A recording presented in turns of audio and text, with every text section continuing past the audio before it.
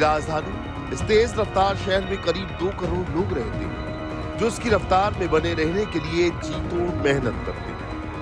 रोज सुबह उठकर काम पर जाना और शाम को वापस अपने घर लौट आना। सभी बड़े शहरों की तरह यहाँ भी लोगों की यही दिनचर्या है। जहाँ एक तरफ लोग अपनी इसी रूटीन लाइफ को फॉलो कर रहे थे, वहीं दिल्ली के एक कोने में एक ऐसी वारदात हो रही थी जिसने न केवल दिल्ली बल्कि पूरे देश को हिलाकर रख दिया है।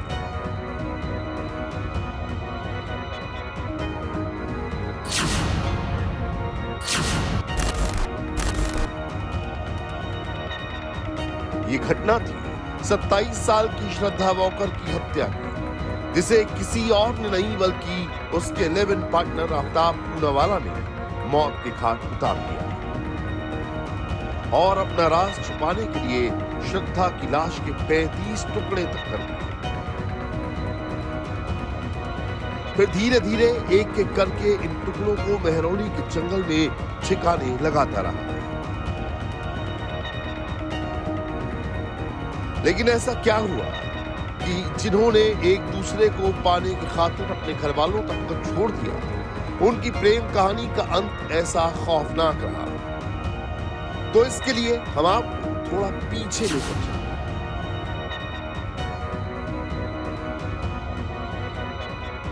इस कहानी की शुरुआत हुई साल 2018 में, जब श्रद्धा विकास वॉलकर नौकरी की तलाश में पालघर से मुंबई आई, जहां कुछ दिनों के बाद मलाड के एक मल्टीनेशनल कॉल सेंटर में उसे नौकरी मिल गई। यहां एक डेटिंग ऐप के जरिए उसकी मुलाकात आफ्ताब अमीन पूनावाला से, जो बाद में श्रद्धा के साथ उसी की कंपनी में काम करने लगा। साथ में काम करते करते दोनों के बीच गहरी दोस्ती हो गई और फिर धीरे धीरे ये दोस्ती प्यार में तब्दील हो गई। प्यार भी ऐसा कि दोनों ने एक दूसरे के साथ रहने का फैसला कर लिया। आफ्ताब और श्रद्धा मुंबई से सटे वसई में रहने लगे। वसई में दोनों 3 अलग अलग फ्लैट्स में रहे। उस दौरान उन्होंने खुद को पति पत्नी बताया।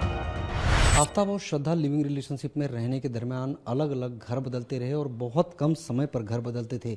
जो जानकारी सामने आई है और जो आफ्ताब का स्टेटमेंट लिया है मानिकपुर पुलिस ने, उसके मुताबिक 3 अलग अलग फ्लैट बदले थे, जिसमें से वसई इलाके की रीगल सोसाइटी भी थी और रीगल सोसाइटी में बी विंग में 302 नंबर का ये वो फ्लैट है। इसमें 22 महीने तक आफ्ताब और श्रद्धा रहते थे। हालांकि सोसाइटी के लोगों को उन्होंने ये बताया था कि वो पति पत्नी है और पति पत्नी के तौर पर उन्होंने यहाँ पर ये फ्लैट किराए पर लिया है।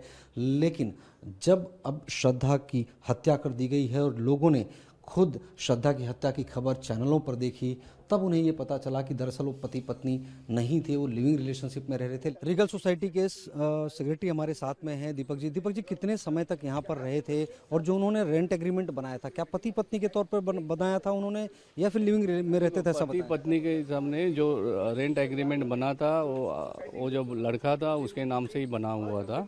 ओके, और उनका मम्मी पापा था, लड़की की मम्मी का फोटो है, पापा वो लड़के का पापा का फोटो है और उन दोनों का फोटो है, और जो ओनर है उनका फोटो था। उन्होंने अपने आप को पति पत्नी बताया था सोसाइटी में? हाँ, तो पति पत्नी बताया था और दोनों ही जन रहते थे। तो लिविंग में रहते थे, सब पता होता तो आप लोग अलाउ नहीं? नहीं, पता नहीं था हम लोग को, लिविंग रिलेशन में रहते थे वो।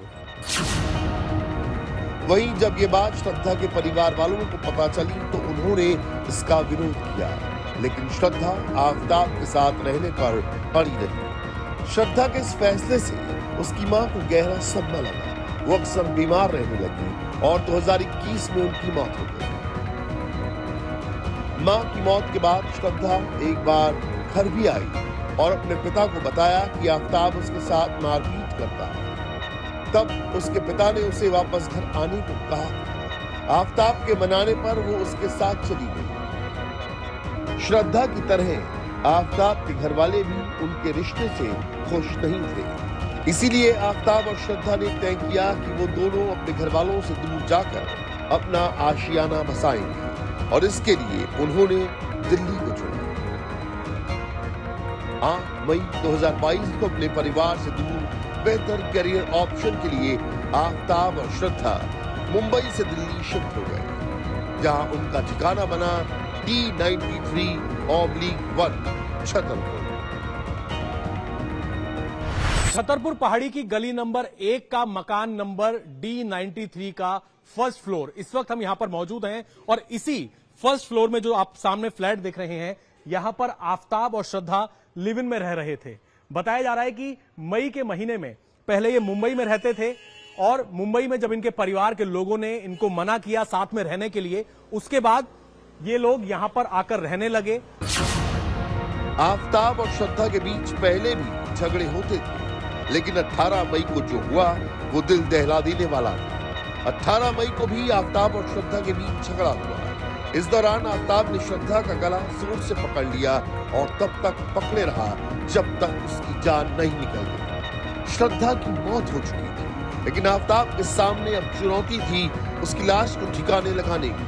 इसके लिए उसने इंटरनेट और फिल्मों का सहारा लिया और इन्हीं से सीखकर उसने पूरी प्लानिंग की।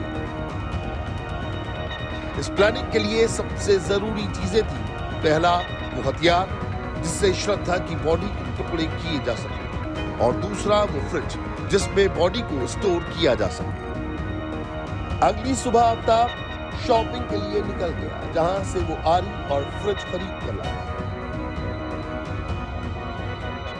आफताब ने सबसे पहले श्रद्धा की हत्या की, गला दबाकर उसकी हत्या करी और उसके बाद जब उसे लगा कि आस पड़ोस के लोगों को शक हो जाएगा, बॉडी से बदबू आने लग जाएगी, तो उसने हॉलीवुड की एक जो वेब सीरीज है डेक्स्टर, उसे देखकर यह सीखा कि आखिरकार किस तरीके से बॉडी को ठिकाने लगाया जाता है। इसके लिए उसने सबसे पहले जो पास में ही एक इलेक्ट्रॉनिक्स की दुकान है, तिलक इलेक्ट्रॉनिक्स, यहां पर वो पहुंचा और यहां पर पहुंचकर उसने एक डबल डोर फ्रिज ऑर्डर किया, फ्रिज खरीदा और उसकी वजह यह थी कि श्रद्धा की बॉडी के जो वो टुकड़े करेगा, 35 टुकड़े, उनको छिपाने के लिए, ताकि उनमें से बदबू ना आए, बॉडी सड़ ना जाए, इसलिए उसने फ्रिज खरीदा। जिस दुकान से फ्रिज खरीदा उस वहां के जो दुकानदार हैं वो हमारे साथ मौजूद हैं और सबसे पहले मैं आपको ये इलेक्ट्रॉनिक्स का जो बिल है वो मैं आपको यहां पर दिखाना चाहता हूं।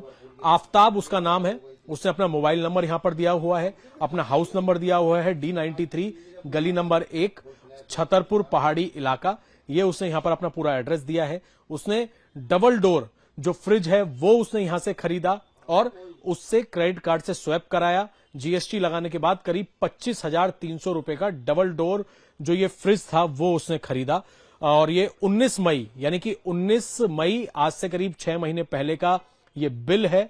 18 मई के आसपास बताया जा रहा है कि उसने श्रद्धा की हत्या की और 19 तारीख को उसने एक पास की दुकान से डबल डोर फ्रिज खरीदा और उसमें बॉडी के जो पार्ट्स थे उन्हें रखा। हथियार आ चुका था, रेफ्रिजरेटर आ चुका था, जिसके बाद आफताब ने अपना असली खेल शुरू किया।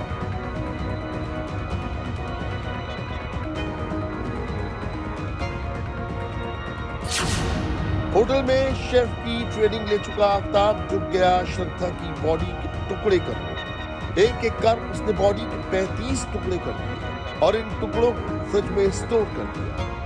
अब बारी थी इन टुकड़ों को ठिकाने लगाने की, जिसके लिए उसने मेहरौली के जंगल को चुना। वो रोज रात को 2 बजे घर से बॉडी का टुकड़ा लेकर निकलता और जंगल में उसे ठिकाने लगाता। 18 दिन तक यही सिलसिला जारी रहा। आफताब ने बॉडी के टुकड़ों को कभी एक जगह नहीं फेंका, हर बार अलग जगह फेंका। उसे उम्मीद थी कि जंगल के जानवर उन टुकड़ों को खाकर सारे सबूत मिटा देंगे और उसके राज से कभी पर्दा नहीं उठेगा, लेकिन ऐसा नहीं हो सका।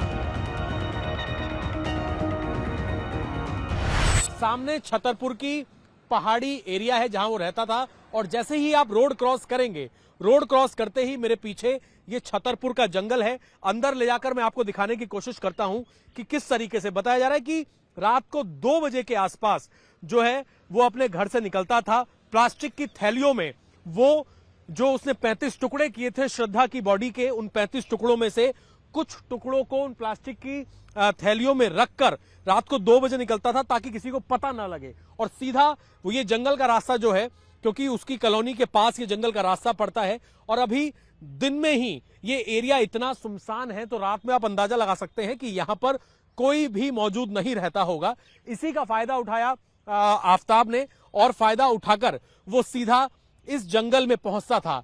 1-2 दिन नहीं बल्कि बॉडी को ठिकाने लगाने के लिए 18 दिन वो लगातार अपने घर से इन जंगलों में आता रहा। अब जैसे जैसे आगे जाएंगे, सड़क यानी कि जिस मेन रोड से, छतरपुर की मेन रोड से हमने इस जंगल में एंट्री की है, ये और डीप होता जा रहा है और ज्यादा सुनसान होता जा रहा है। दूर दूर तक कोई यहां पर भी मौजूद नहीं है और इसी तरीके से वो रात को यहां पर आता था जंगल में, और जंगल में आने के बाद सीधा अंदर की तरफ जाकर उसने 18 दिनों तक इन बॉडीज को ठिकाने लगाया। दूसरी तरफ श्रद्धा की मौत से अनजान घर वालों को उसकी चिंता सताई जा रही है। इसी दौरान 14 सितंबर को श्रद्धा के भाई श्रीराम को श्रद्धा के दोस्त लक्ष्मण नाडर ने फोन कर बताया कि पिछले 2 महीने से श्रद्धा का मोबाइल बंद है, उससे किसी तरह का संपर्क नहीं हो पा रहा है। किसी भी टेक्स्ट का रिप्लाई आया नहीं, फोन स्विच ऑफ आ रहा था। So that is when it became a point of concern for me कि I should actually start reaching out to people and ask whether okay, so मुझे दूसरों को, मेरे फ्रेंड सर्कल में कॉमन फ्रेंड्स है, उनको मैंने पूछना चालू किया। एंड देन लेटर ऑन मैंने फिर किसी से भी कोई मुझे अपडेट नहीं मिला, तो फाइनली मैंने उनके ब्रदर को बता दिया कि ऐसा है।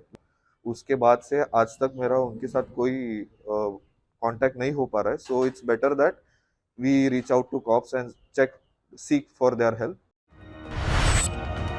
बेटी के लापता होने की बात सुनकर श्रद्धा के पिता घबराए। सबसे पहले उन्होंने पालघर के मणिकपुर थाने में श्रद्धा की गुमशुदगी की रिपोर्ट लिखा, लेकिन श्रद्धा की लोकेशन दिल्ली में थी। इसीलिए मामले को दिल्ली की मेहरौली पुलिस को सौंपा गया।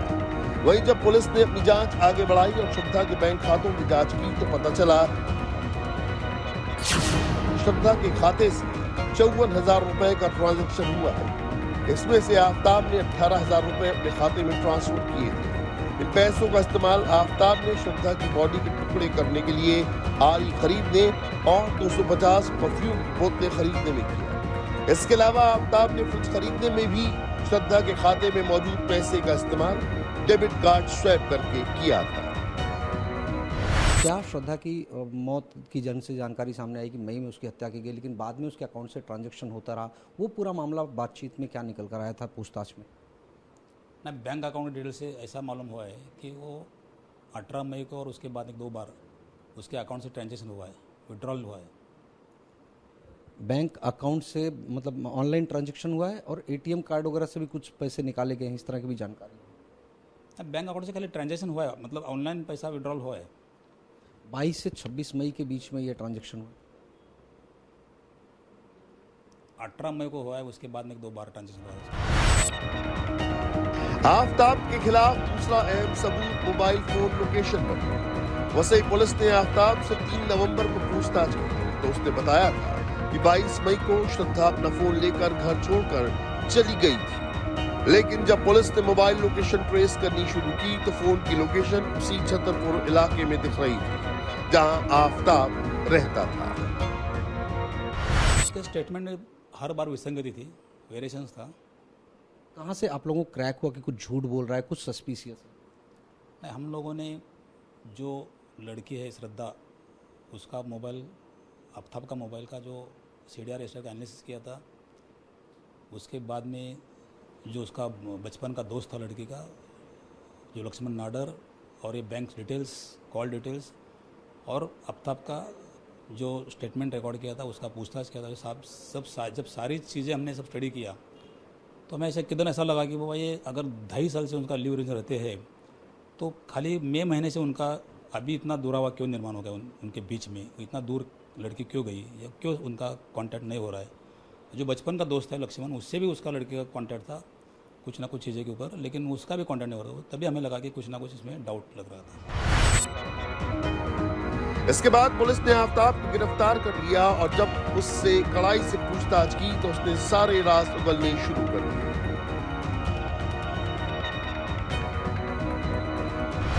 जवाब दो, आफ्ताब क्यों मारा? श्रद्धा को क्यों मारा? आफ्ताब जवाब दो।